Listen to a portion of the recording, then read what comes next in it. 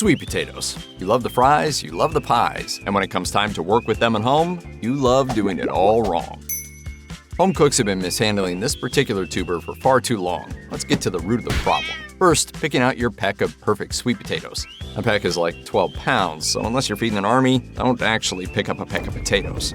While we're on the hunt for a reasonable number of sweet potatoes, look out for bruised or otherwise damaged sweeties. Although sweet potatoes may appear rugged like you, they're surprisingly delicate, and damage can cause them to spoil, so take your time and find the pretty ones.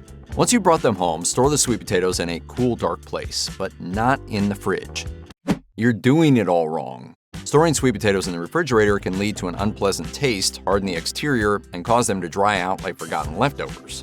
Boiling is one of the lesser methods for cooking sweet potatoes. You're not going to find boiled sweet potatoes on the menu of your favorite bistro or food truck anytime soon. That's because when you boil sweet potatoes, nutrients and flavor leach out into the water and are lost forever. While boiling is sometimes a recommended step for sweet potato pie, you're probably better off roasting or baking.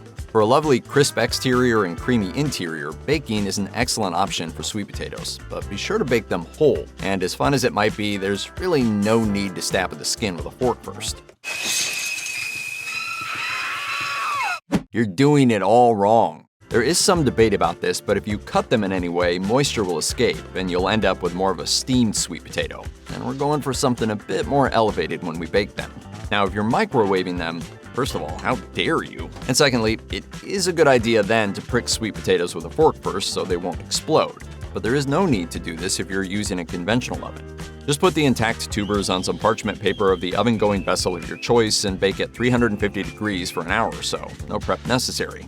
You're doing just fine. When they come out, all you have to do is peel off the skin if desired, or just treat it like you would a regular baked potato. Either way, some butter and flaky salt is the way to go. Another common sweet potato mistake is always peeling or otherwise discarding the skin. We get it, it's not much to look at. But sweet potato skin is edible and nutrient-rich. Much of the potassium and fiber is in the skin, so by peeling the sweet potato, you lose these benefits. Just be sure to thoroughly scrub the outside of the sweet potato before baking to remove any dirt and impurities. The skin also helps retain moisture, so even if you plan to discard the skin, it's wise to bake them unpeeled and unpoked. And we know you're wise because you clicked on this video and liked and subscribed to our channel. Thanks. And there you have it. Some simple tips to sweeten your sweet potato experience and avoid doing it all wrong.